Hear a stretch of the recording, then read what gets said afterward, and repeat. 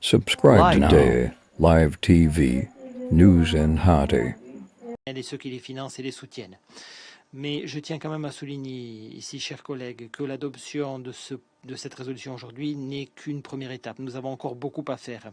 Maintenant que le Conseil de sécurité a engagé une action décisive et déterminée, qu'il a décidé d'envoyer un message très clair à ceux qui financent ces gangs, par le biais d'un régime de sanctions précis, nous devons faire fond là-dessus pour relever un autre défi tout aussi urgent, à savoir rétablir la sécurité et apaiser la crise humanitaire en Haïti. Comme je l'ai dit lundi au Conseil, les États-Unis et le Mexique travaillent à l'élaboration d'une résolution qui autoriserait une mission d'assistance au niveau de la sécuritaire, mission non onusienne destinée à améliorer la situation sécuritaire et à permettre l'afflux d'une assistance humanitaire qui est désespérément nécessaire. Ceci est non seulement une réponse à l'appel à l'aide du gouvernement haïtien, mais c'est également une réponse à la suggestion du secrétaire général fait au Conseil de sécurité, étant donné la situation sécuritaire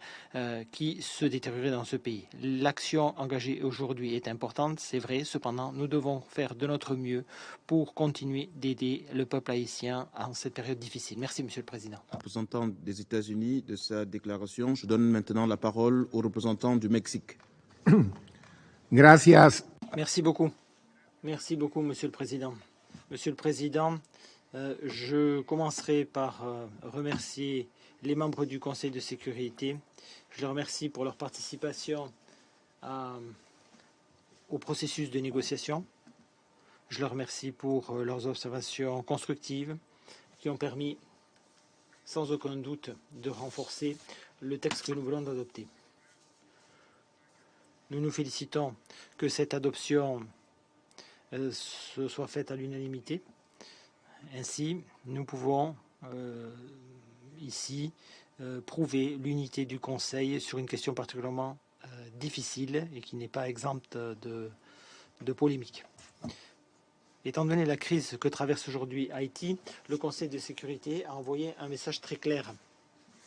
La violence doit cesser. Les auteurs de cette violence ne sauraient rester impunis.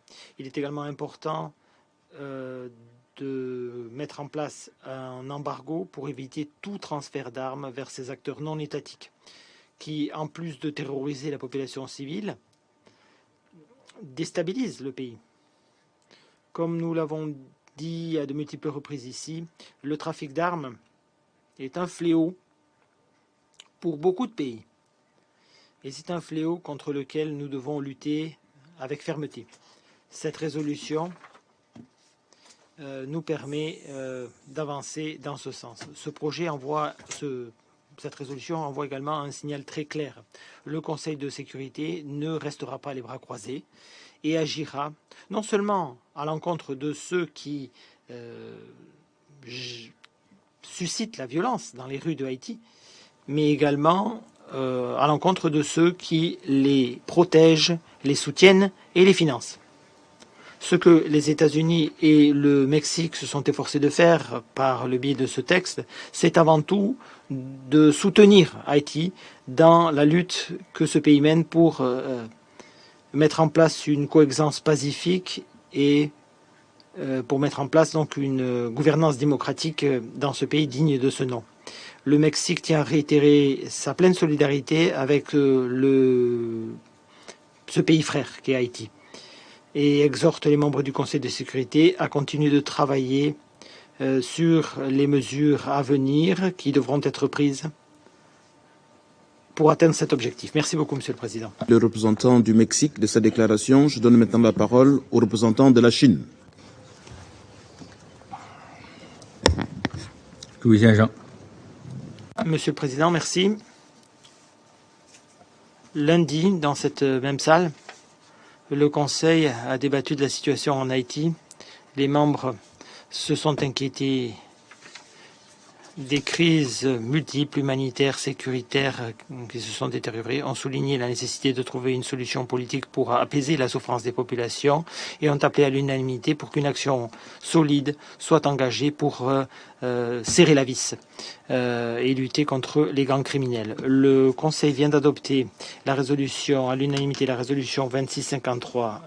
Il a mis en place un embargo sur les armes, un gel des avoirs et des mesures pour lutter, un régime de sanctions pour lutter contre les gangs criminels. Ceci correspond à la volonté du Conseil de rétablir l'ordre social, la sécurité, défendre les populations et lutter contre les gangs en Haïti. Nous avons toujours demandé à faire preuve de retenue et de prudence dans l'utilisation des régimes de sanctions, quelle que soit la situation internationale. Mais étant donné l'urgence de la situation actuelle à Haïti et l'appel lancé par ce peuple et ce gouvernement, nous avons été les premiers à demander à ce qu'un régime de sanctions précis soit mis en place à l'encontre des gangs haïtiens. Notre proposition a trouvé écho chez d'autres membres et d'autres pays. Nous félicitons les États-Unis et le Mexique qui sont co-coordinateurs de cette question, qui ont préparé cette résolution, qui sont venus nous voir pour obtenir notre avis, qui ont amélioré constamment le texte. Et nous remercions également les autres membres du Conseil pour l'attitude tout à fait responsable lors des consultations. Merci d'avoir travaillé ensemble pour permettre l'adoption de cette résolution sur une base consensuelle. Monsieur le Président, nous espérons que la résolution 2653 enverra un message très clair aux gangs criminels en Haïti, les exhortant de mettre un terme à leurs activités néfastes qui nuisent à la population et continuer de miner les bases socio-économiques de la société haïtienne. Nous espérons que cette résolution enverra un message très clair aux partis politiques haïtiens. Ceux-ci doivent arrêter immédiatement d'être les complices de ces acteurs criminels, arrêter de lutter et mettre les intérêts de leur peuple et de leur pays en premier et arriver à un consensus sur les structures de l'État et sur la phase de transition et ce le plus vite possible. Nous espérons également que cette résolution 2653 enverra un message très clair au peuple haïtien, leur prouvant que le Conseil de sécurité reste saisi de la situation et s'inquiète de leur souffrance et s'efforcera de lutter contre ce fléau qu'est la violence et d'alléger le poids qui pèse sur leurs épaules. Haïti est au bord du gouffre, elle a besoin désespérément d'une aide de la communauté internationale. Après l'adoption de cette résolution, le Conseil restera saisi de la situation en Haïti et nous espérons que dans la prochaine phase de nos débats sur la question, nous continuerons de défendre l'esprit d'unité et de coopération et consultation qui a régné ici. Nous continuerons de mettre l'accent sur des mesures concrètes, l'objectif étant de prendre des décisions prudente sur la question. La Chine entend continuer de jouer un rôle constructif en la matière. Merci beaucoup, Monsieur le Président. Je remercie le représentant de la Chine de sa déclaration. Je donne maintenant la parole à la représentante de la Norvège. Thank you, President. Merci, Monsieur le Président. La Norvège a voté en faveur de la résolution. La situation alarmante à Haïti, telle que nous en avons débattu lors d'une réunion récente du Conseil, exige une action de la part de la communauté internationale. Le peuple haïtien mérite notre pleine attention, notre assistance et notre dévouement. Et aujourd'hui, en réponse à cet appel, le Conseil crée le premier régime de sanctions depuis l'année 2017. Ce régime de sanctions est un point de départ important qui permettra de réduire la capacité des acteurs criminels et des gangs à poursuivre leurs activités illicites et violentes qui paralysent Haïti. Nous avons mis l'accent dans l'élaboration de ce projet de résolution et l'adoption de cette résolution sur la mise en place d'un régime solide, un régime qui permettra de dissuader les groupes de recourir à la violence sexiste et sexuelle, de recruter des enfants, donc recrutement par les groupes armés, par les réseaux criminels, et de se livrer à des violations des droits de l'homme qui menacent la paix et la sécurité de Haïti et de la région. Il est important que ce régime de sanctions est également une très forte composante humanitaire. Monsieur le Président, permettez-moi de souligner l'importance de la reconnaissance par le Conseil de la nécessité de mettre en place des procédures claires et justes et l'importance de l'intention du Conseil d'autoriser l'Ombudsman à examiner cette question. Respecter la procédure est fondamental si nous voulons garantir la légitimité et l'efficacité de tout régime de sanctions. La Norvège a toujours défendu ce principe, le principe de garde-fou pour préserver la régularité de la procédure. Et le fait que le Conseil entende maintenant autoriser l'Ombudsman à garantir le respect des procédures au-delà du régime 1267 est une excellente chose. Il est important que le Conseil continue de dialoguer et reste saisi de la question. Nous nous félicitons de la mesure qui a été prise pour aider le peuple de Haïti. Nous sommes prêts à continuer de débattre de notre projet de résolution dont les États-Unis ont parlé. Nous espérons que celui-ci sera partagé avec les autres membres le plus vite possible. Merci. Maintenant la parole au représentant de la Fédération de Russie. Merci, Monsieur le Président.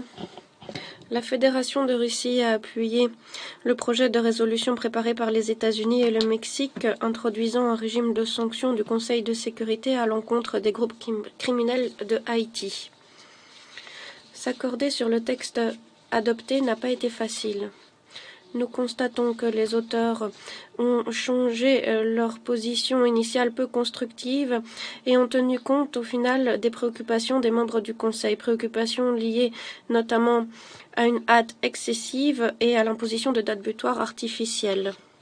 Le consensus sur cette résolution nous a démontré que même dans les conditions actuelles, le Conseil est capable de parvenir à des résultats positifs s'il travaille de façon responsable, si l'on tient de façon respectueuse des points de vue des collègues et si l'on aspire sincèrement au compromis pour régler ensemble les problèmes difficiles.